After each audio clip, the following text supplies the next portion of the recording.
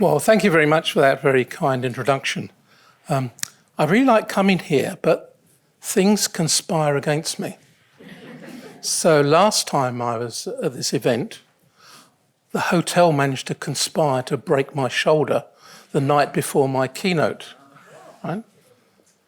Today, or yesterday, Schiphol Airport decided to conspire against me by partly closing down and cancelling the whole of the flights. And this morning, they didn't seem to wake up very well. They're very light covering of snow, not much snow at all. But I was on the runway in Birmingham for over 4 hours, waiting for a slot to get into Amsterdam. So these little conspiracies. Luckily, this afternoon, there are no conspiracies left anymore. So we're not going to talk about the conspiracy of feedback. So what I want to do is to just have a quick look about where feedback was back then 5 years ago. And that was at a very interesting point in time. That a whole lot of new ideas were starting to emerge and they were just kind of coming out. Since then, there's been an opportunity for some of that to be consolidated. And just looking at your program today, some of those ideas have been taken up, you've run with, you've been picking up ideas since. So there's a very great level of sophistication about feedback ideas in this country and particularly within this group. So I see this presentation this afternoon as being a bit of a refresher. So there will be very little of it that any one of you might think is new. Any one of you might think bits of it are new. So where do we go? So this is one to look at where were we 5 years ago? Talk a bit about this feedback revolution and what it was, and then talk about where we are now, and to focus on these three areas. Engaging learners, because from the title, if there ain't no impact, there ain't no feedback. Feedback is not something that is an act of teachers alone. Teachers can't learn them. We can't learn our students for them. They can only engage in learning through a conscious act on their part. So, follow through on that, engage in learning feedback processes, designing feedback that works. You've heard a bit about those things already today.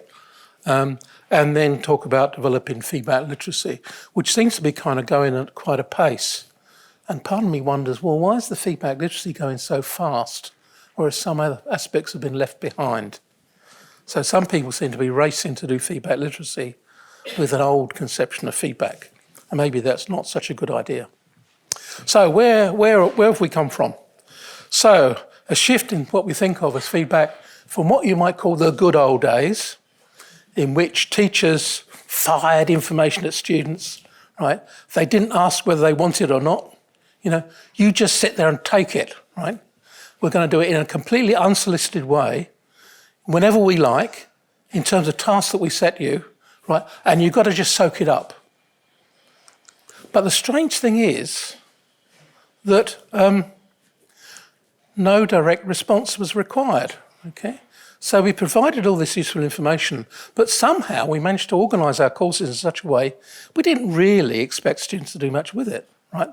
We hoped that they might do that stuff with it, but when you looked at the designs of courses, where did you see the explicit activities that involve students making sense of that information and doing something with it? Well, there wasn't a lot of that. So, this is the pre-electronic era, but I can't resist having this.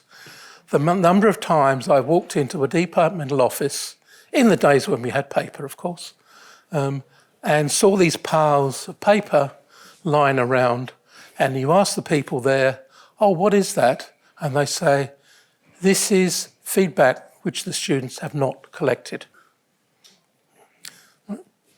Very common indeed. So is it feedback if the students haven't collected it? If they haven't even read it? So can we claim that us involving ourselves in a unilateral act in which we produce information about students' work, does that contribute in any way to students' learning if the students don't even read it? And the answer is no, it can't possibly have any effect on students if they don't read it. But then they might read it. Does that have an effect? No. They might think about it. Does that have an effect? No. It's only when they actually get down and do something that we can say that feedback has occurred. So what we've seen over the last 10 years is this big shift in the way we think about feedback. From the old days in which it was an act of teachers, a unilateral act of teachers. Teachers did it on their own, and students just had to suck it up, or not, as the case may be. So we've been from that teacher-centric view to a learning-centric view, which basically means if there ain't no learning, there ain't no feedback. So we're moving from this hopefully useful information, which is what we might relabel the old feedback, to something that does make a difference. And just in passing, we're in the process of trying to get rid of this terrible word, feed forward. Right? You only need to use the word feed forward when you don't understand the concept of feedback.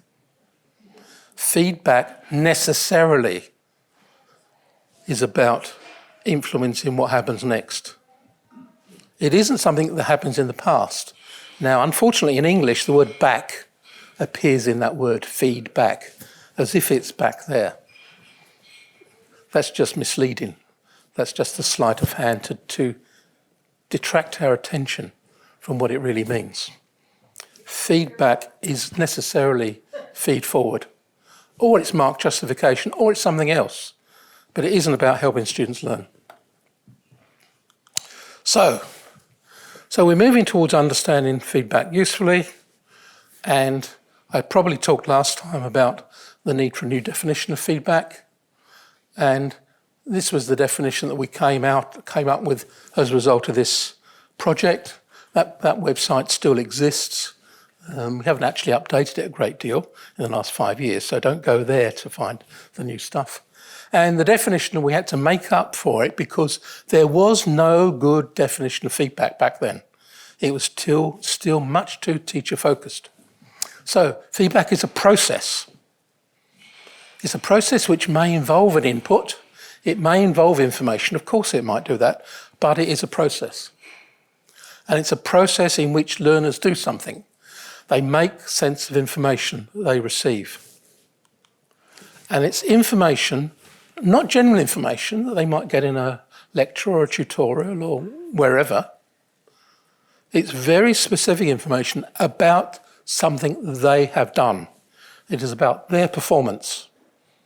So it's not general comments, it's about what they have done. And students use it to enhance the quality of their work or their subsequent learning strategies. So this is the kind of more learning-centric view of feedback that we were talking about back then. And it's about shifting the discourse of feedback away from inputs towards processes, towards things which were not so much controlled by the teacher's needs, but the learner's needs. And not just by what teachers thought their learners' needs were. So there's a much greater focus now on finding out what the learners' needs are and accommodating that. We judge feedback in terms of the actions that students take rather than the actions that teachers take. And rather than marginalising teachers, we put teachers in a much more significant position as designers of feedback opportunities and feedback processes. So we shift our focus away from what comments do we make about this particular student's piece of work towards how do I structure my course in such a way that there are sufficient feedback opportunities that may involve me as a teacher or may involve all sorts of other people or processes or non-humans. Non-humans have come on the scene in a big way in recent years to contribute. So, what else has been happening in the last 5 years? Well, one of the things that we needed to do when we had clarity about what our definition of feedback was, is we had to distinguish, we had to disentangle two things. One of those things are the comments that students receive about their work when they get graded or classified in some ways. So this is a judgment, you've met these criteria or not met these criteria. There might be a rubric involved, there might not be a rubric involved. But this is about judging what students have done. It's in the past. Students have done it, and this is some kind of comment, some kind of statement on this past performance. Just commenting on students' past performance does not in any way lead us to think that it necessarily will affect their future performance. Of course, there are some things in that comments that students will take on board.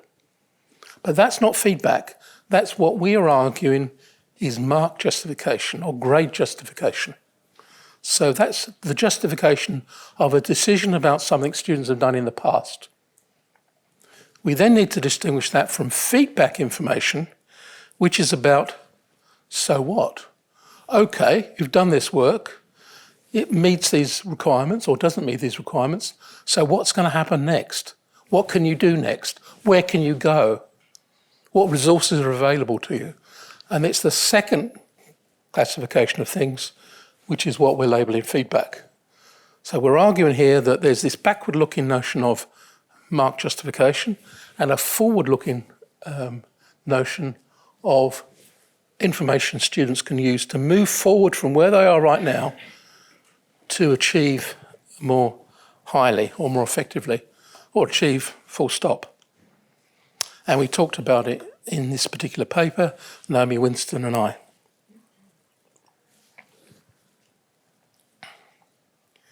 So mark justification, feedback information. The other thing that I'm quite keen on is to be very wary about the use of the word feedback on its own.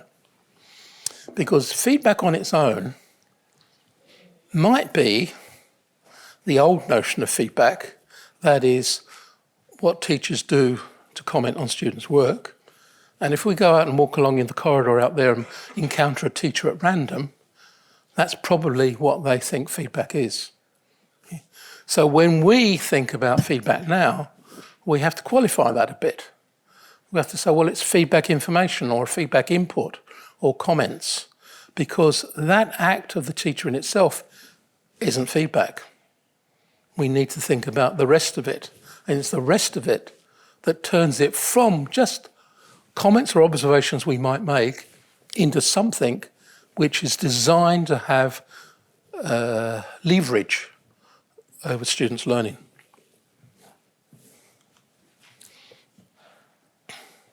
So, by the way, I'm going to pause for questions at a number of different points, so you don't need to save it up to the end. So, do we need this distinction for all assessment events? Well, no, because not all assessment events need to lead to marks and grades which go on the record. There's lots of assessment activities, formative assessment activities that students do on the way through. And for those activities, well, this grade justification isn't a big deal. You don't need to grade everything. Students like a bit of knowledge about how well they're tracking, but they don't necessarily need grades for everything. And the problem with the mark or the grade is that it's got some information in it, but the amount of information it's got is really tiny. And it's very hard for students to decrypt as if it's coded. It's coded in a special way that only teachers know what it means. Students have got to work out what that mark means.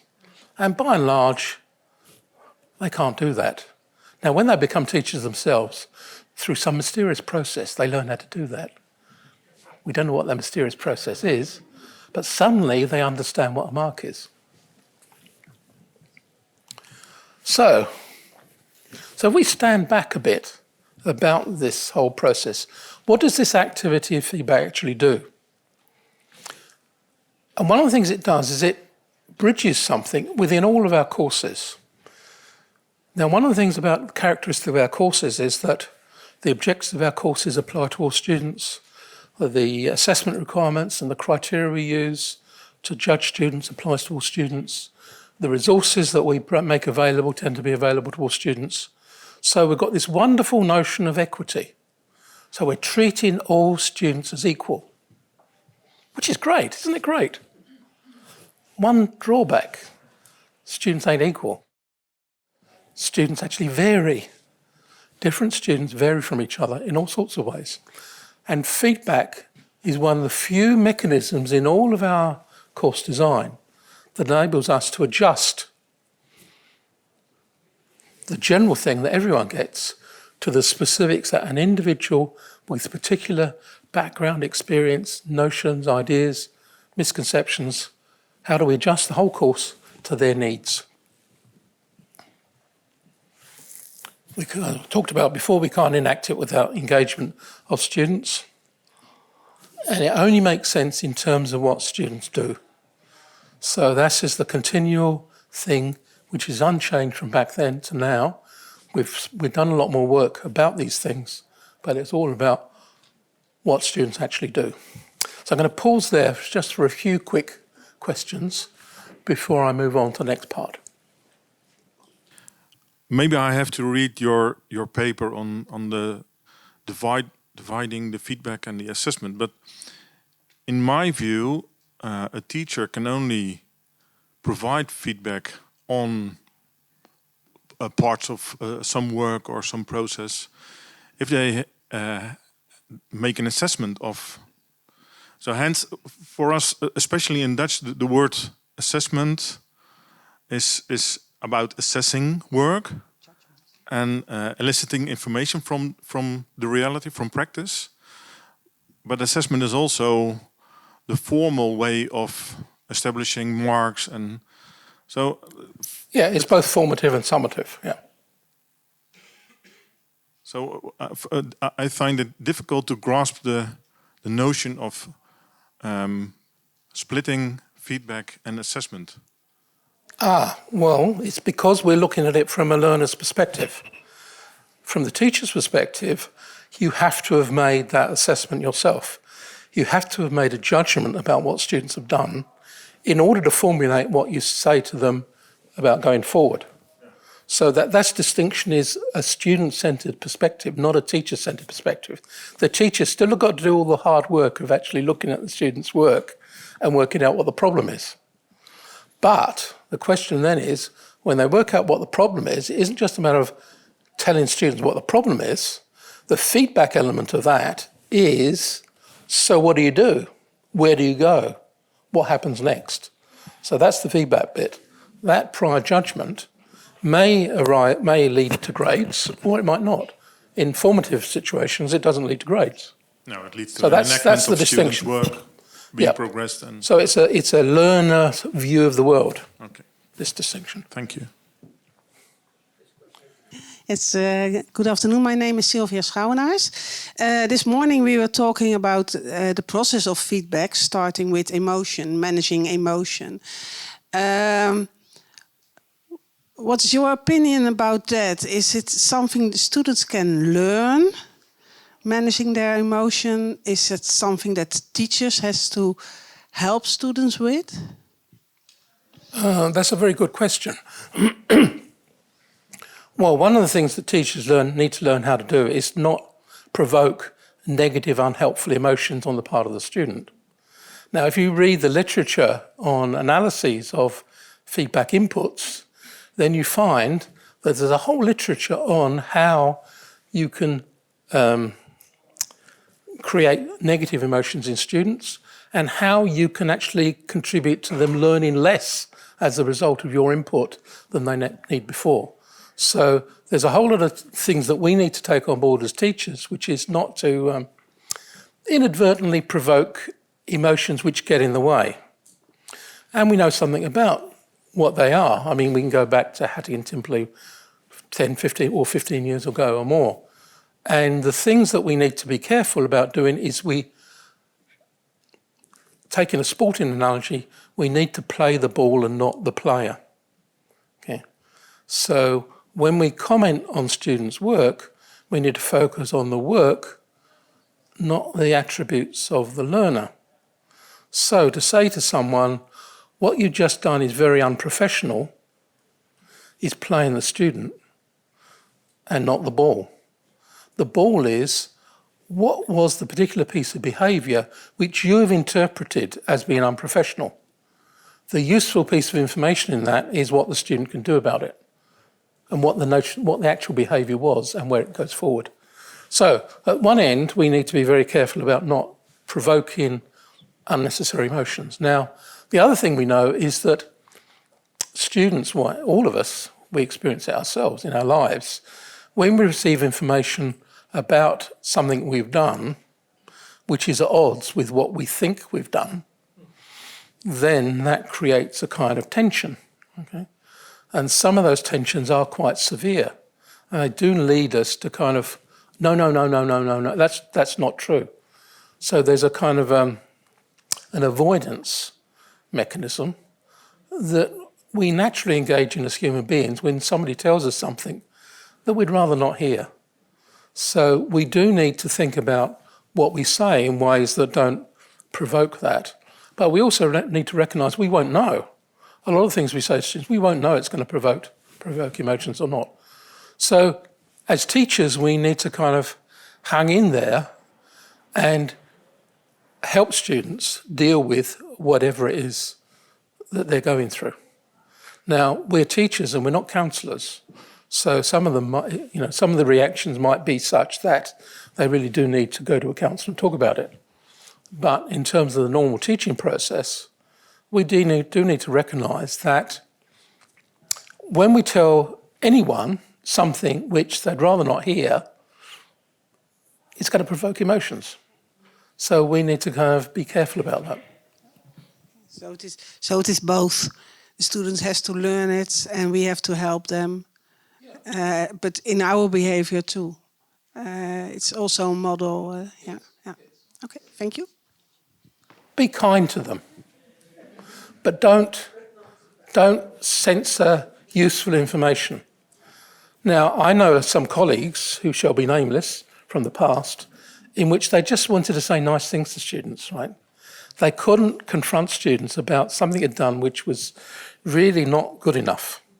So we've got to recognise there are times at which we do need to confront students. And when we confront students, it may provoke things.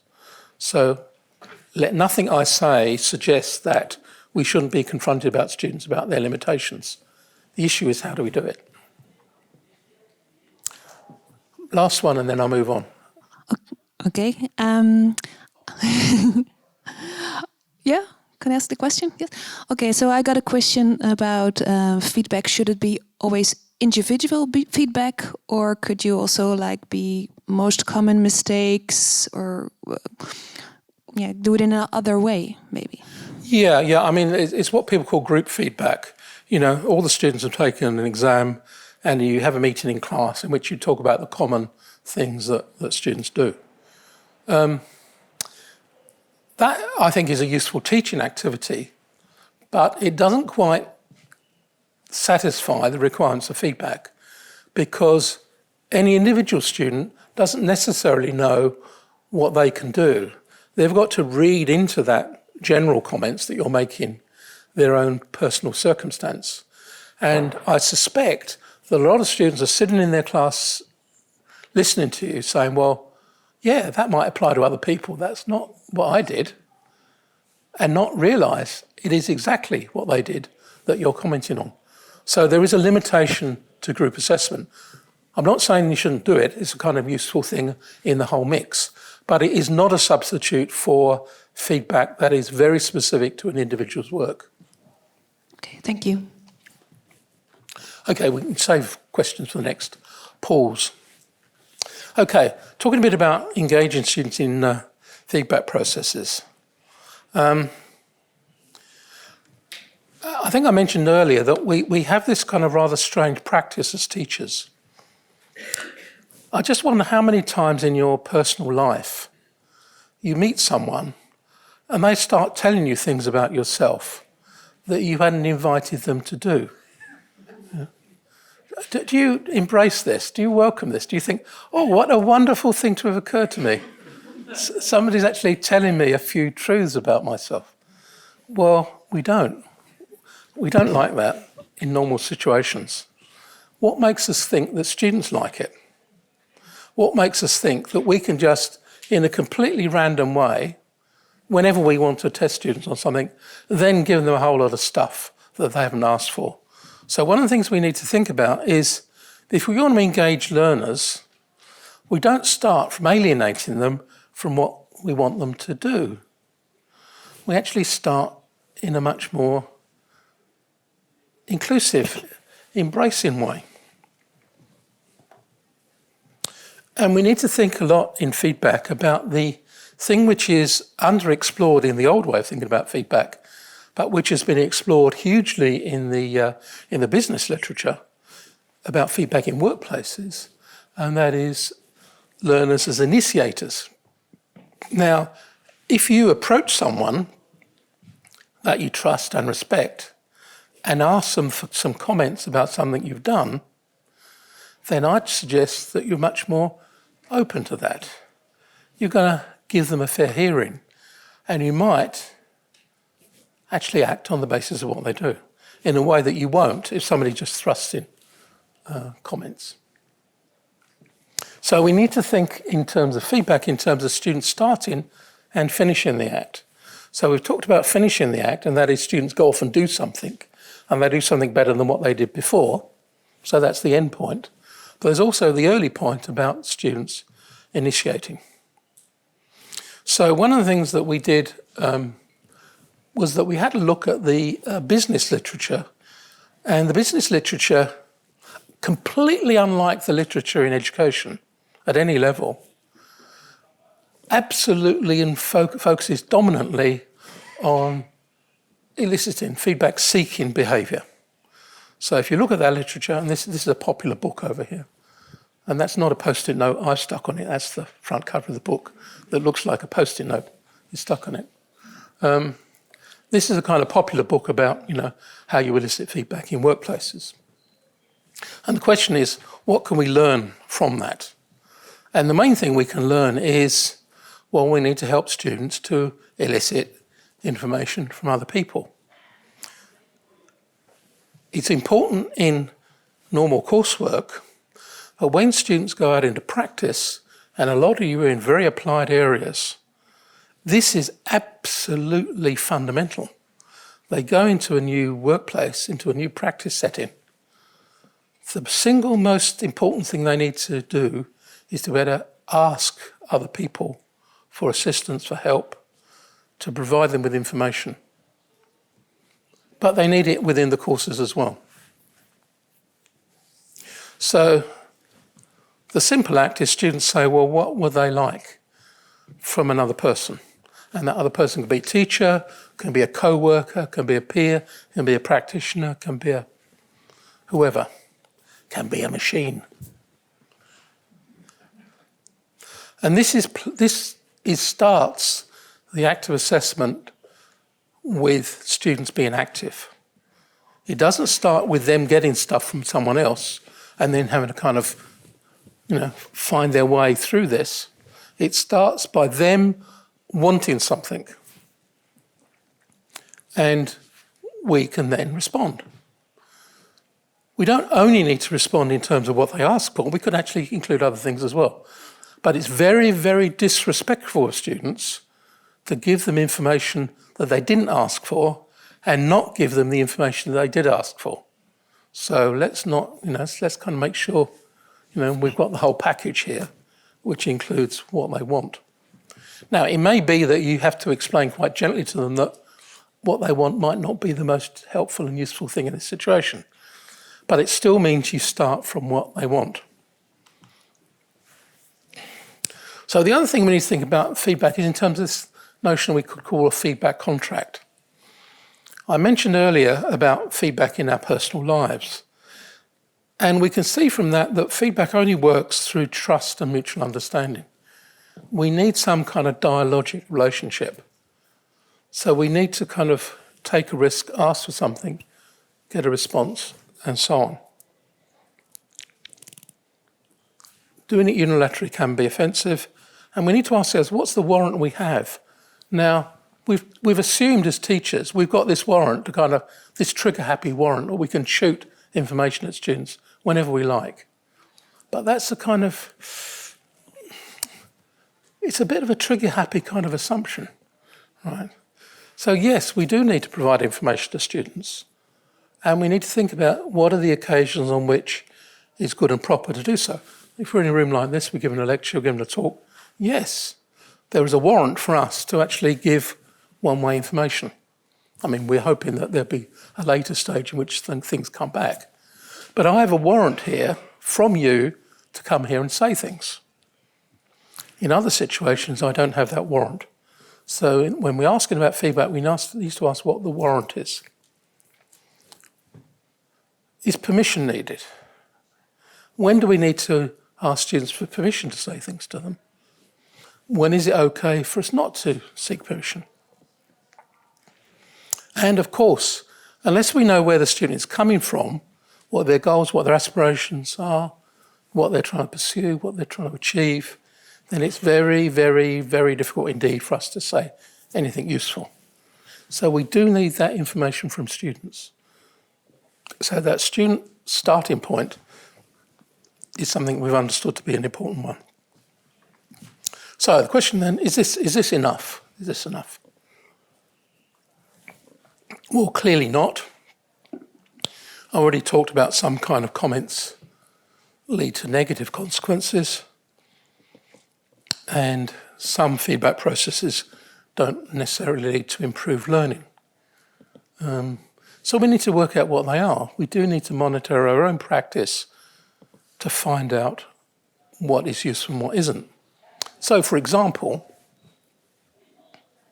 how do I know what kind of comments to make on a student's work if I don't know what the effect of those comments will be? Now, of course, on this student you're meeting for the first time, you don't know. It's a prediction about what effect they will be. But we need to look at comments we've made to students in the past of a similar nature and what they lead to. Because without an understanding of the effect of what we do, then how do we formulate any comments, any feedback to students going forward? So we do need to be researchers of a kind, scholars of our own practice as teachers, in order to find out, well, if I make these kind of comments, do they lead to kind of worthwhile outcomes? Do they or do they not? It's an empirical question. You can't answer that sitting in a chair. You do need to kind of talk to students. And importantly, you need to look at students' work. And of course, we've got this fantastic resource. Fantastic resource. No, it's not these opinion questionnaires we give to students. It's actually students' work, right?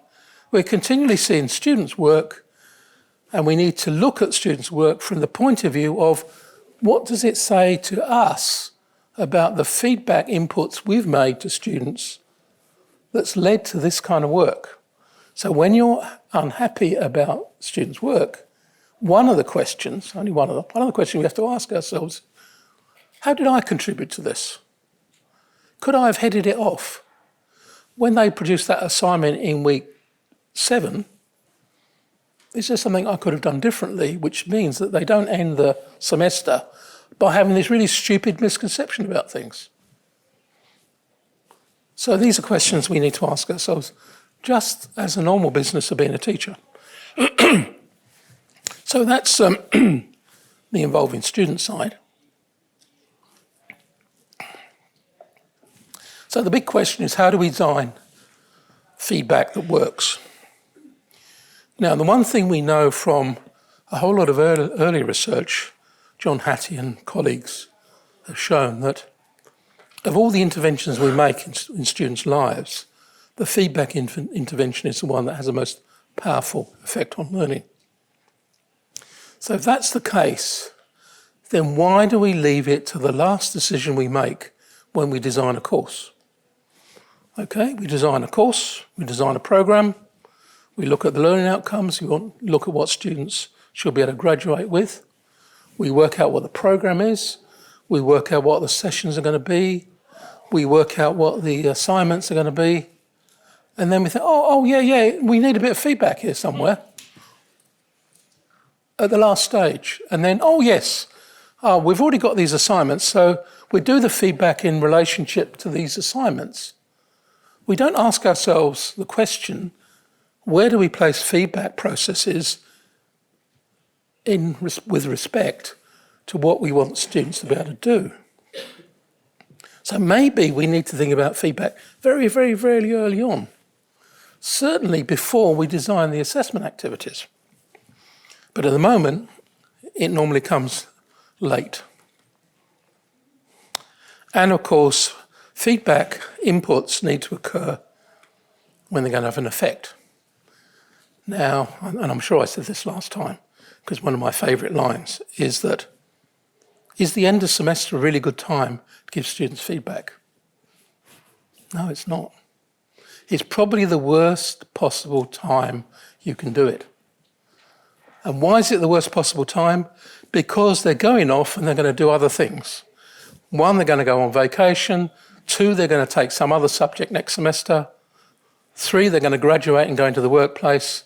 And of course, we console ourselves by saying, oh, of course, in a few years' time, they remember these wonderful words of wisdom that I provided to them at the end of year 2.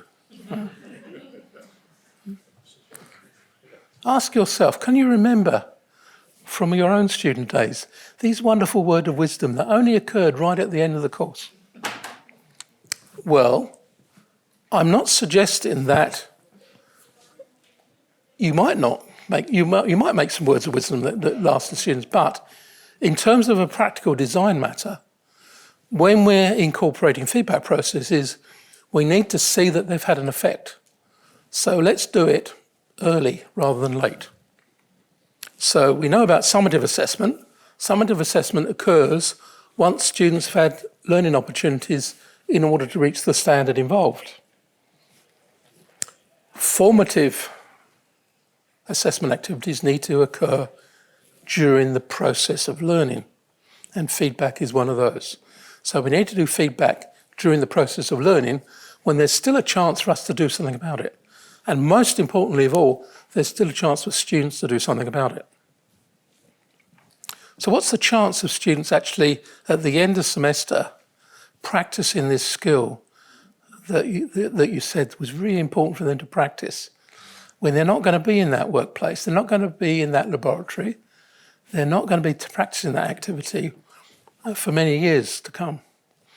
The chances that they're going to do that is 0. So let's think about location. So one of the things that we did put together, we did an international symposium about feedback and impact, and that led to this book. And the focus of the book is about the impact of feedback throughout. And these are some of the kind of things that came out, which some of them I've already mentioned. Start with the student. You don't start with us, start with the student. Provide opportunities for students to act. Where in the design of your semester are students going to be able to take this useful information that you provided and do something with it that you can notice has occurred? Where is that? So we need to build early feedback opportunities, right? Unless there's been some feedback opportunity in the first third, then it starts to get a diminishing effect the longer you let it ride. We need to construct feedback-rich environments. There's wonderful work done from Rochelle Esterhazy in Oslo about this. And she's been looking at, can we construct learning environments in which feedback is a normal and intrinsic part of what they do all the time? And she used the case study of people that do coding in IT. And a necessary part of learning to code is feedback all the time. You do a bit of code, you try it out on the system, you try it out on your peers, so that the whole learning process is one that's completely embedded in feedback. There are other classic academic courses in which, maybe it doesn't occur at all. as a feedback impoverished environment.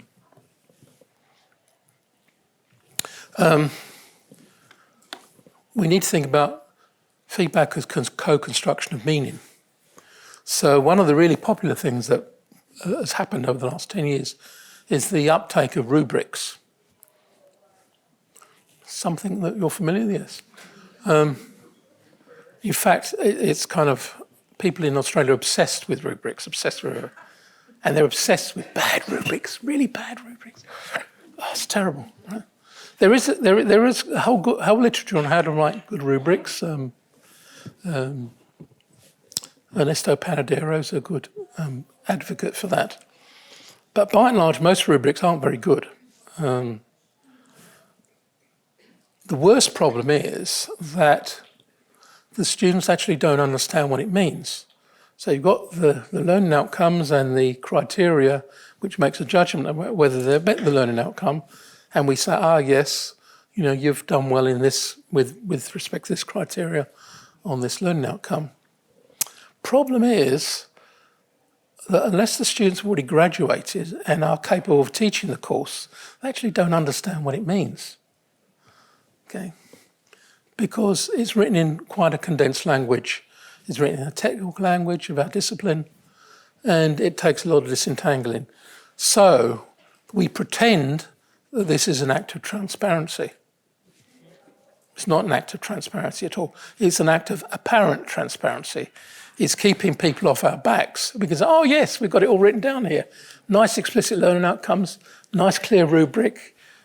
What's there not to like? Well, what's not to like is the students actually don't understand it.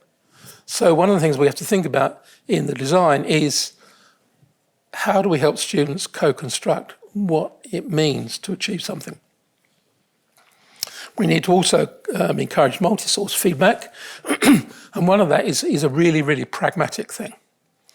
And I'm delighted here that you don't have to employ a whole lot of part-time teachers on the cheap in order to teach in your universities. But we do, we have to do that. And we have a very limited number of feedback opportunities that involve teachers. So what do? Do we exploit our casual labour, what some people do, or do we look for multiple sources? So if we place responsibility more on students for feedback processes, we can think about the use of peers, we can think about the use of practitioners. In the big study we did, we were really surprised about the extent to which students sought feedback from friends and family. We didn't expect that at all, especially the family stuff. And the interesting question is, how much do some of these family members know about the things that students are trying to do? So one of the things we need to focus on is, what are the multiplicity of feedback sources students need to think about? And how do we prepare students, not just to work with that, but to work with, as we talked about earlier, the affect, the emotions, and so on. We recognise that this is going to happen, so how do we deal with it? So this is a summary of some of the things I've already said. Don't leave thinking about feedback till after we've made all the other decisions. At what points is a feedback intervention most needed? It's most needed not just earlier rather than late, but it's most needed on the things that students have most difficulty with, most trouble with, the things that they need help in learning. There's absolutely no point us giving students exercises in which they could just as easily read in a text about what the problem is than us explaining it. So there's huge scope for what you might call self-testing, in which we provide online resources, tests that students can take for themselves when they feel they're ready. They put the answer in, they get an immediate response, and if it isn't the right answer, they're given some guidance about what the misunderstanding might be and what you do about it. So we're getting this input from teachers, we're getting input from peers, and we're getting this input from non-humans. There's a nice big non-human just come onto the scene just last year, which if we've got time, I might mention something at the end about that. the elephant in the room, that we might call it. And in design, we need to look at subsequent tasks. So how have we designed the tasks that students do? I take the view that students learn through doing things. That is, they don't learn from listening to us. They don't learn from reading. What they do learn from is doing a task that involves them utilising the information they've got from us and other sources on a task which enables them to tell whether they've kind of got it or not. So whether these tasks are formal tasks, whether they're assessment tasks or not, is very useful to conceptualise students' progress through the course as what are the tasks they need to do in order to come out at the end of it being successful. And how do we sequence those tasks? And how do we make sure that they're learning what they learn early on can be applied later?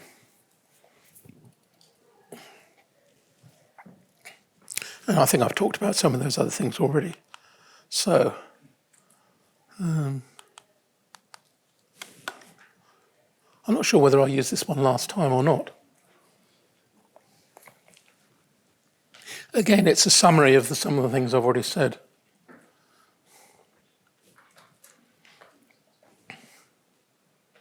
Yeah, I'm not going to go through that because we've talked about it already. So one of the things that we need to think about is scaffolding students into useful practices. And the useful practices I'm talking about here is, what do you do when you've got some potentially useful information? And if you haven't already come across it, I'd recommend the work of David Nichol. David Nichol has introduced this notion of inner feedback. Now, he's been criticised because he gives the impression in some of his writing that he wants his notion of inner feedback to take over from everything else. Now, when you confront him on that, that's not his intention. But what he argues is that the powerful learning that occurs with students is when students are looking at their own work and they're looking at comments, or they're looking at examples, or they're looking at exemplars, and they're making direct comparisons between their work and other comments. And he also argues in his latest work that it's important not just that they kind of notice these things, but actually write it down. They actually write down an action plan about, having looked at these comparisons, what does this lead me to do? And then to act on the basis of their action plans. He argues that the act of writing things down is very powerful in terms of cementing these discriminations that we're wanting students to make.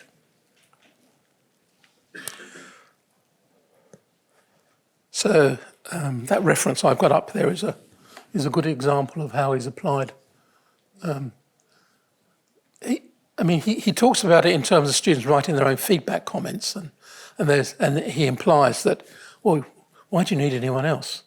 But in fact, when you read the details, it absolutely involves teachers and other people. So don't be distracted by the fact that it appears like students don't need anyone else. I'm not going to linger on that because I think I probably mentioned that last time. So, questions and discussion. I might leave that up while we have some further questions and discussion.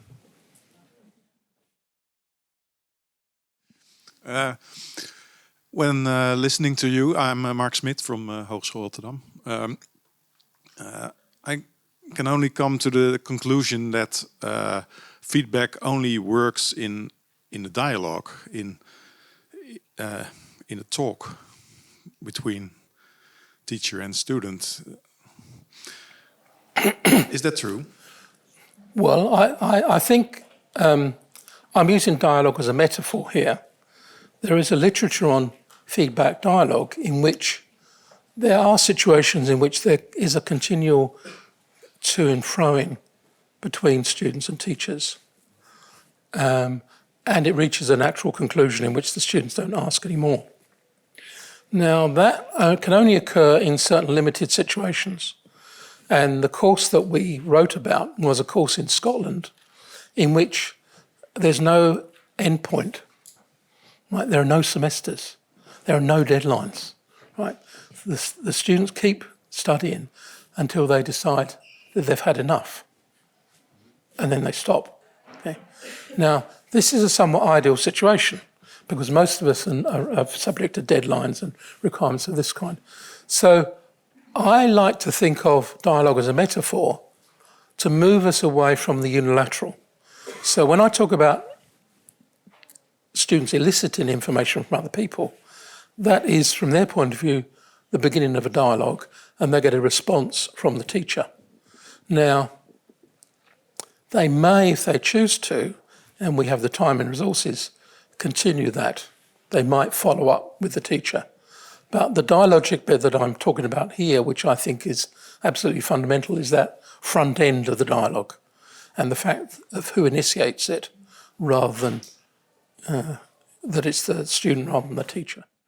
Okay, so is there a place for kind of one-way feedback systems, electronic feedback? Absolutely, sent to- absolutely. Yeah.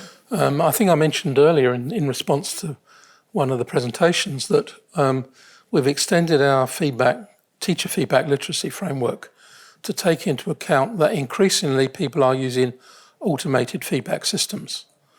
And basically, I mean, the one I'm thinking about is at UTS. It's called AccuWriter, and it provides information to students about whether they are writing reflectively or not. It doesn't actually comment on the substance of what they're writing.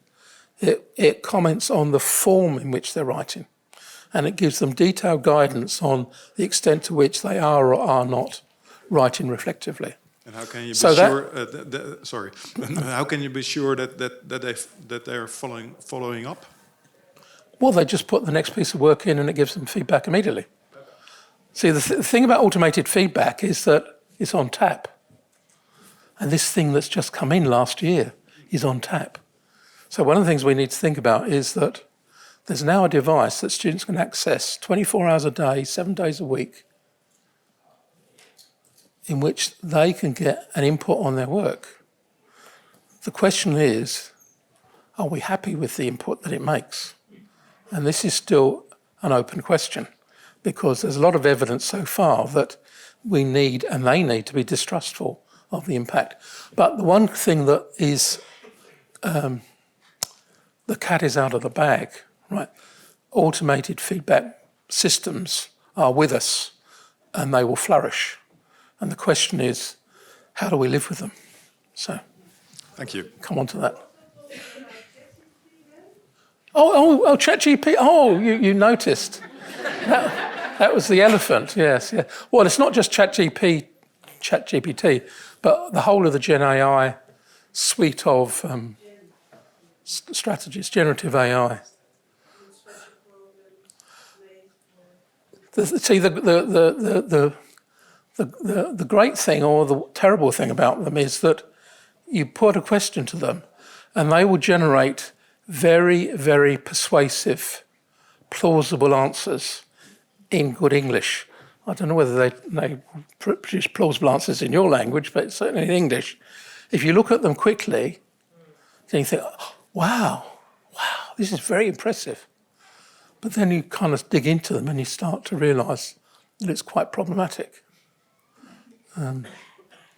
But they're getting better all the time. And we're yet to really know what the limits are of how well they can do. Now, at the moment, they're terrible on referencing. And they're terrible on anything which they haven't got in the database that they used to design the system in the first place. But which of that is going to get fixed and which of it isn't going to get fixed? And intrinsically, we will need to be far more sceptical. And one of the things that's going to go on in all of our courses in the future is that we will need to train students much more effectively at the moment to recognise bullshit. Right? Plausible bullshit that's nicely written, right? And is unique. It's unique to every time you put a query in, you will get a different answer. And plagiarism detectors will not detect it. forget about the nonsense that Turn It In got real egg on its face by launching a detector early on, which just doesn't work. So they lost a lot of credibility by doing that. But automated feedback is, if we came back here in 5 years' time, that would be one of the big topics.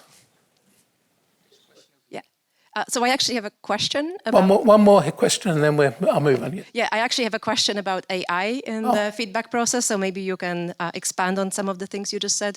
So a quick example, a teacher recently approached me in the context of a workshop on assessment and said, I am all for designing peer feedback processes, but the last time that I did it, students just took the work of their peers that I wanted them to comment on, and then just plugged it into the ChatGPT, and essentially the ChatGPT that provided the feedback. And it is perhaps a skill, but it's maybe not the kind of impact that we as teachers want to have on our students as reviewers. So my question about AI to you is twofold. One, would you be willing to reflect with us here on how you see the competency like feedback literacy in the age of AI? And then have you begun thinking about what the educative role of these tools could be in feedback, in self-assessment and peer assessment? Yeah, I mean, it's very early days, right? We need to think that it's hardly a year since we've kind of lived with this. So we're still seeing the potential. The one thing I am clear about is that it is a resource that can help students with their work. The early studies that have been done are disturbing, and they're disturbing in a particular way. That capable students clearly can use ChatGPT and similar resources to improve their work, to give them a head start, to make them think differently about their work. So there's a huge potential for improvement of learning through the use of them. Unfortunately, exactly the same studies, when they look at what you might call the weaker part of the student cohort, find that it doesn't work like that way at all. All they're doing is, as you described, they're using it as a substitute for producing their own work. So the big dilemma we've got with Gen AI is first of all, we've got to help students utilise it well, because in business and industry now, it is being used. It's being used extensively. So we are ill-equipping our students if we don't help them utilise it well. So we've got to do that. There's no choice there. We can't pretend it's not going to happen. And one of the reasons we can't pretend it's not going to happen is that students have access to it themselves, right? We have no control over students accessing it. So they're going to be doing it regardless of what we design in our courses. So we've got to live with it. The one thing that we don't know how to do well at the moment, or we don't know how to do it at all, is seriously engage students with it productively. And this is the big educational research challenge in the next few years. How do we get students to engage with it in a way that is necessarily going to be helpful rather than be a substitute for learning? Because it generates things which are very plausible, we're going to have to take a huge amount of time and energy trying to work out whether things have been generated by Gen AI or not. Now, at the moment, it's not sophisticated enough, and we can often spot it. And we can often spot it because weak students leave in clear clues. Right? They leave their kind of fingerprints all over the fact it's a ChatGPT response. Right? That's going to change. When there's going to be a Gen AI absolutely alongside Microsoft Word in everything that we do, which is what Copilot is from Microsoft, then the whole game changes. At the moment, do we object to students using word processors? No. Do we object to them using spell checkers? Do we object to them using syntax checkers? Do we object to them using translators? Well, this is just another step along that path, which we've got to learn how to do well. So I'm not going to pretend to give you the answers at the moment because I don't know. And I'm not sure anyone that does know right now. But we do need to kind of keep an incredible eagle eye on it. I think we'll move on. Having been scared by the robots. Okay, the final thing I'll talk about is building feedback literacy, and some of the earlier presentations have focused on this. And this is a kind of, the focus on feedback literacy is a consequence of changing the feedback game, of reconceptualising feedback. When all that needed to occur was students to actually read what we'd said and do something about it, then, well, feedback literacy meant, well, you just got to read the thing and do something about it. Now we're seeing feedback as a process that involves students taking initiatives, feedback seeking, elicitation of information, understanding, processing, and so on. Then the responsibility, the job of students is expanded. So we need to think about what do we do about that. And that's the definition that David, Carlos and I came up with in terms of defining feedback literacy, which we don't need to linger on because you'll probably know all about that. So the challenges for feedback literacy development. So there's two things. One is identifying the competencies. What would a feedback literate student look like? And these papers, not the first one, not the Carlos and Boud, because that was a conceptual one, but the Malloy et al. Paper, it actually analyses a very large data set to actually work out what the competencies are. Keep in mind that is an empirical paper. It's not a conceptual paper, it's an empirical paper. So there may be other things that need to be in that framework that we haven't included there. So the challenges we've got here is seeing feedback as the business of learners. And that framework helps us to do that because it points to the things that students need to be focused on. It's about shifting the perspective of teachers from information providers to facilitators of learning feedback literacy. How do we do that? Going back to working with affect. And how do we design our courses to promote feedback literacy? Now, my personal view is, it isn't a bolt-on. It isn't, we'll just add a few feedback literacy elements to an existing course to make it even bigger. No. We've got to integrate it completely within our normal teaching, with our normal disciplinary activities that develop this as a normal part of what students do. So it's not just a matter of us getting better at the comments we make about students' work. We can actually learn a lot. I mean, if you go back to Hattie and Timperley and people like that, there's a hell of a lot we can learn about making good comments on students' work. And that will tell you very clearly the comments that we make, which are no good at all and are completely worthless, that we make all the time, and the kind of comments that are productive and useful. And I'm not going to talk about that now because that's something you can easily read about. So that was this was the empirical feedback literacy paper in which we looked at a whole lot of things that staff did, that the students did.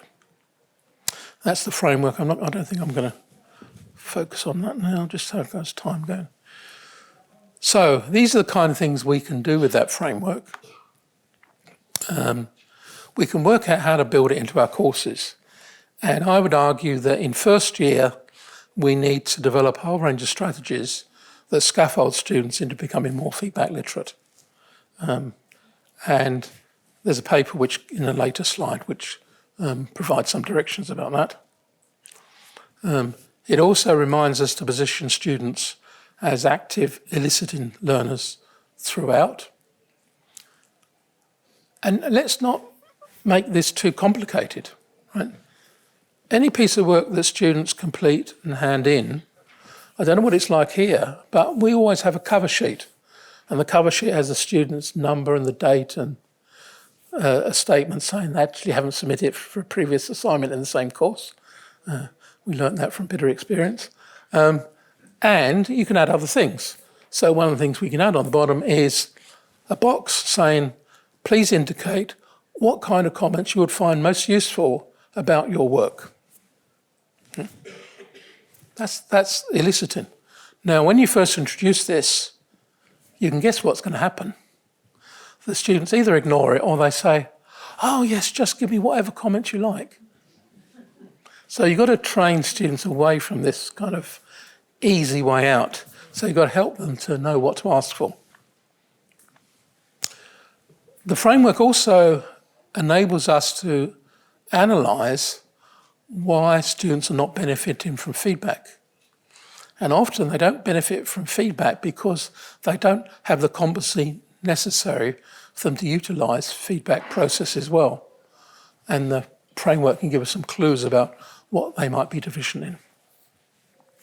And we've developed now an instrument to look at tracking the feedback literacy over time. Now I think is that on the next slide? No, it's not on the next slide. Yeah, that's it.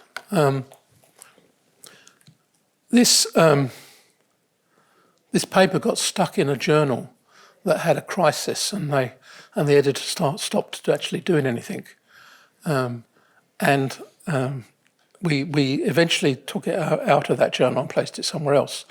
But in the 18 months between when we first submitted it and when it came out, there were 5 or 6 other feedback literacy scales already out there. So this is a very, very popular thing to do, is develop a feedback literacy scale to measure the extent to which students have feedback literacy.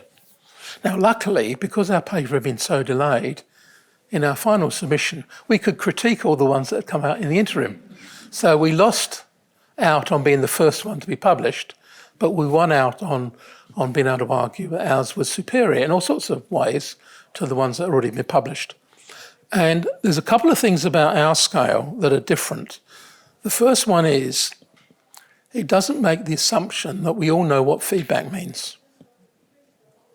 So the word feedback is used relatively little in our scale, and in other scales, it's used all over the place, as if there was a common understanding about what the word meant, which manifestly there isn't.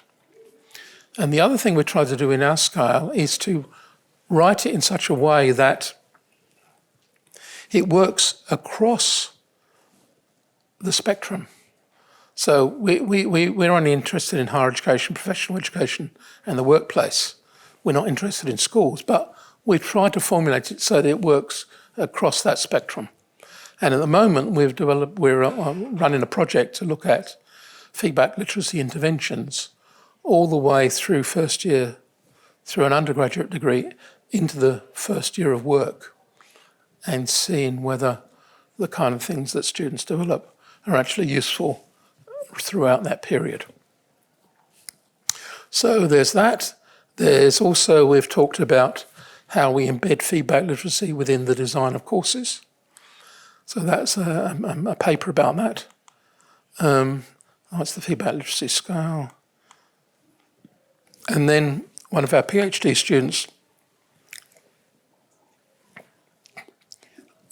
did a literature study on scoping study of feedback literacy interventions and which of those are effective. That only came out, when was that? I can't read the date on it. Last week. Oh, last week. Well, you see, it's a recent paper. Yes, it's a recent paper. Since that paper was submitted, more than double the number of studies included in the paper have already been published from the date of submission to now. So this is an area in which there's a huge amount of work. So these are the kind of things that were in that paper. I seem to have had a frog in my throat, so you can read the slide.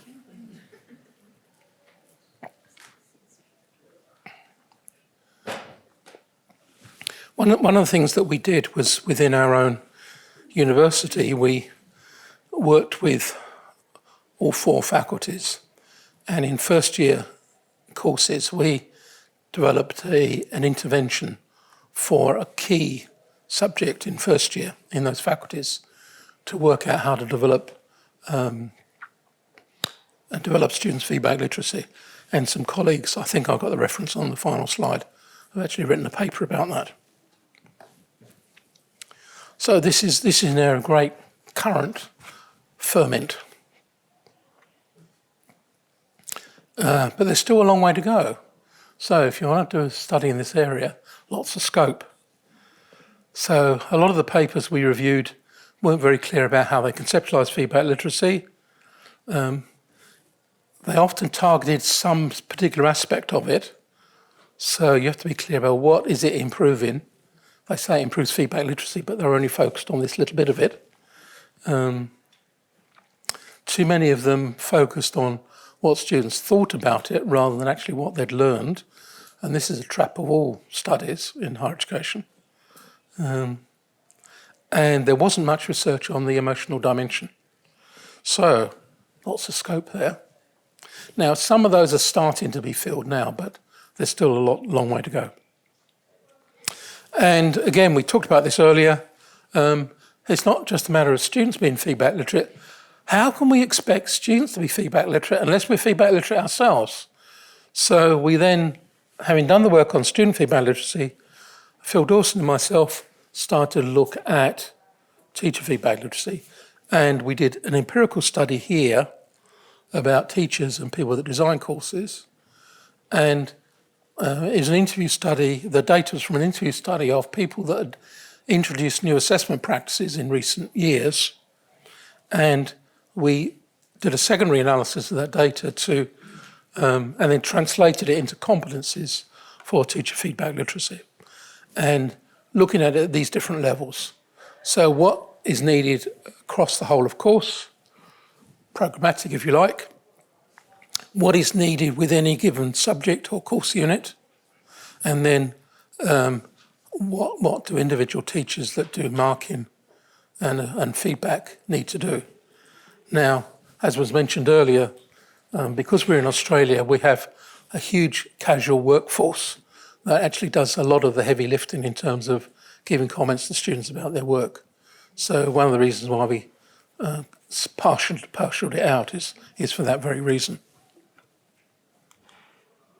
And that's the framework, which you can easily read about. So just starting to wind things up. So we talked about feedback having a very powerful effect on learning. We've identified that it is one of the few ways where we uniquely tailor a course to the needs of each student. We talked about the need for very careful design, and design is a key element here. And we talked about feedback processes should be ultimately judged in terms of effect on student learning. And the next slide was already preempted by one of our questions, and then along came AI. I think the things that I've got on these last couple of slides we've already talked about. People talked, there's a whole literature now about prompt engineering. And what prompt engineering means is how do we help students make good prompts? And the thing about prompts is that you can just keep going back. You prompt it and it gives you some information. And if you don't like it, you just prompt it again and they give you something else. And you can keep prompting it and prompting it and prompting it until you're exhausted. And it will just keep, giving you stuff as you wish. But of course, the thing about these processes is you've got to make your own judgment about what you come up with. And students are making judgments at two levels. One judgment they're making, is this good enough to hand in? And the other thing is, can I trust it? And one of the things that we need to focus on is this trust dimension. Can we or can we not trust it? Under what circumstances can we trust it? What aspects of it can we trust? And so on and so forth. And this is the big challenge we've got going forward. And what we're doing in Australia is we've had a big national consultation in our standards and the body that accredits all universities. So this is a very powerful body. That if we don't do the things they like in our courses, they can actually remove our accreditation for offering any degree at all. So it's a powerful body. So my centre, with this body called TEXA, developed a national series of seminars about assessment and AI. And these proved enormously popular. We'd never run seminars before in which we had 2,000 to 3,000 participants per seminar. So that's the degree of interest. And then after that sequence of seminars, TEXA then commissioned a group of people, which included some of my direct colleagues, to develop a position about assessment and AI. And it was a principle-based approach, which basically says, we've got to live with it, and how do we form trustworthy judgments in the light of it? And it's got various propositions and various discussions. So what it doesn't do, which a whole lot of universities have done for themselves, is have a lot of guidelines about what you should and shouldn't do. I've read a lot of these, and the shelf life is incredibly limited, right? You can read some that were only written a few months ago and think, well, that's absurd. Technology's moved on. It's not true anymore. So you've got to be very careful about any of these kind of one-off how to do it kind of guidelines, and actually go back to first principles. And I think we've talked about this already. And there's some resources if you want to follow up. And that's the consultation went out to the sector, went out to a whole range of experts, and then had a wider exposure. And that was the document that came up with, a very short document, that is.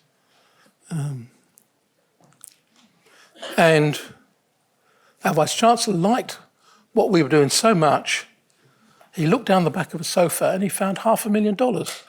And he gave it to us to do some more work on assessment and AI. So watch this space. Thank you.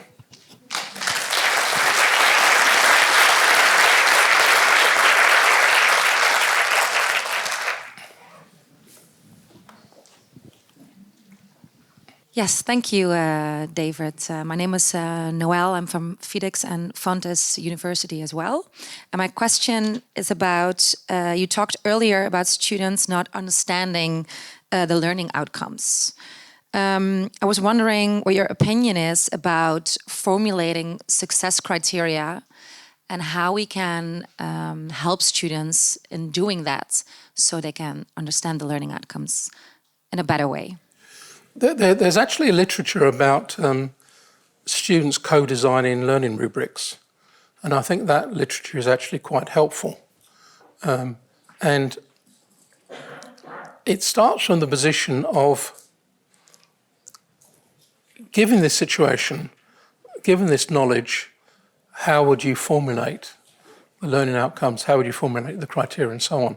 So students are inducted into the strange way of thinking, because rubrics are a strange way of thinking, and the strange way of thinking of constructing a rubric. So at one level, there's demystifying what a rubric is. At another level, there's the age-old problem, and this is not new, this goes back 50 years, when we use learning objectives instead of learning outcomes. And the problem is that students don't know what they mean until they've completed the course. And that means that a part of the course is to demystify and deconstruct what the learning outcome is and what it means and what it signifies and so on and so forth. So the one thing we mustn't under no circumstances do is take them for granted, right?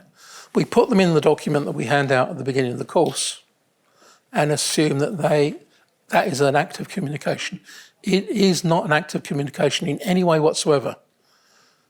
We can have a discussion at the beginning about what they are, but it's something we need to keep going back to in order to help students understand about levels of performance. And one of the things we're seeing, not just in the feedback space, but more generally across the whole assessment area, is students need a much better concept of what constitutes good work.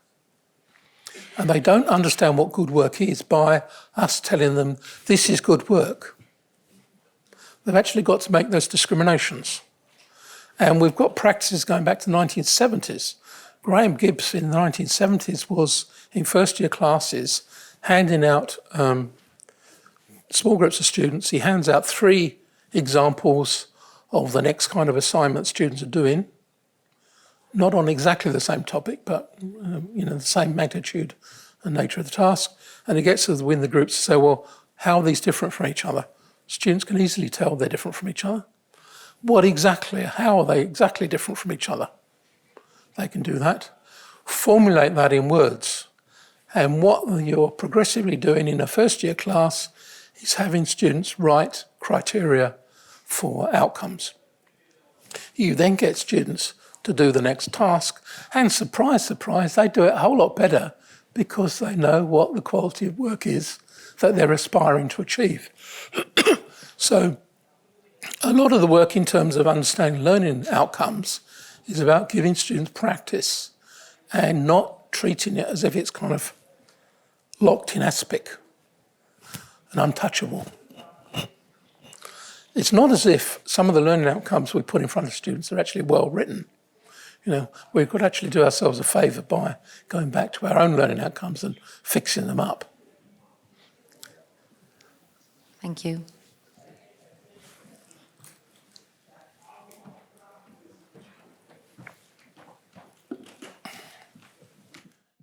What do you think about a more explicit division between the learning process on a school and the graduation process at the other side?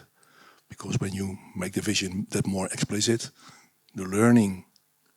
Why? Can you just clarify, why are you wanting to separate these two things? Because in the eyes of the student, it's probably more clear where they are working for them. There's a whole lot of work, which is quite some years ago now, on the transfer of learning. And one of the challenges we always have in any educational institution, we're helping students learn things, and we're helping them learn things so that subsequently they go into the world of practice and they can do things in the world of practice. And one of the things that we learned back then was that the most useful way for students to learn is to learn in the context of translation, so that they don't do artificial things over here. Well, if you do it in mathematics, everything is with X and Y coordinates, right? It's all abstract.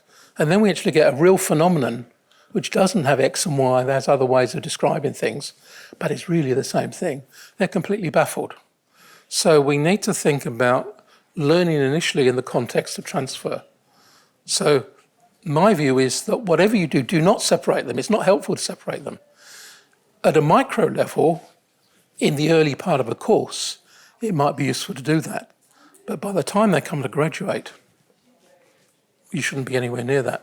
They should already be able to make judgments about, can I use this work in real situations or not? That's the end of the course. Now, when they go into work, that will be extended greatly. But unless the students graduate being able to do something that's real, then we haven't quite got them there.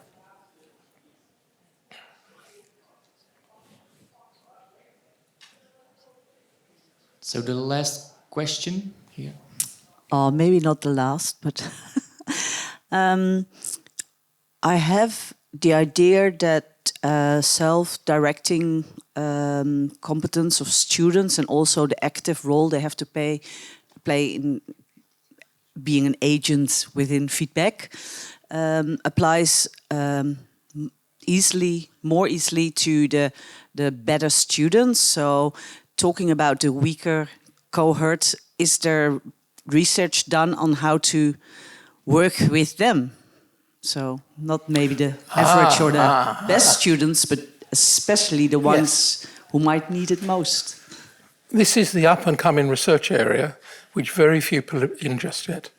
I just published a paper with some colleagues at Aarhus in Denmark about some feedback processes in first-year physics that are equally good for weak students as for good students. Okay, And one of the reasons they had this data, and then we looked at it together and realised that this was the phenomenon. So they wanted to publish about all these strategies, but the really important thing about what they've done is they actually found this rarity, which is a feedback strategy that works just as well for weaker students. And I think that's what we need to be focusing our research on from now or going forward, because, well, frankly, almost anything we do works with high-flying students. We don't really need to bother too much with them. It's the other people that really need the expertise of a teacher. Looking forward to it. Thank you. Oh, no, I'm looking forward to what you're going to do in that area. Yeah, there's an obsession about rubrics, but there's another one. It's called constructive alignment. And I'm on the fence on this because I have my beautiful learning objectives and I think I'm going to make a great course. And I want to give students a good start. On the other hand, it's not fair not to be very clear also for myself about how they're going to graduate the course. So I dutifully make my learning objectives, make the assignment and the criteria. And then I heard you say, no, first make the learning objectives. I did hear you say that, huh? And then formative assessment, and then you make the assignment. By the way, I don't talk about learning objectives myself. Oh yeah, I know there's a lot of the description of what the students need to know and be able to do after completion of a time of learning. Yeah. So are you really saying that I should first plan my formative and feedback literacy promoting activities in the course and then make the assignment, or was that a slip of the Well, I think, putting it directly like that, the first thing we need to ask ourselves is, what do students in this course need to be able to do by the time they graduate? So that's the non-negotiable bit. That's the reason the course exists, in order that students should be able to do certain things or not do certain things over that period of time. Then we need to work backwards in terms of, if that's the case, then what are the intermediate points that they need to achieve in order that they might end up there, which you could regard as constructive alignment. You then need the assessment tasks and the feedback that goes with it. I think for me, the issue about constructive alignment isn't so much the order in which you do things, but the fact that they're aligned. Yeah, and in practice, you might start in one place or start in another. My main message today is, don't leave feedback to last. Agreed. I think we have to end here because it's already 4:30. So, David, thank you very much for your inspiring talk. It was definitely worth waiting for. So, thank you very much. Thank you.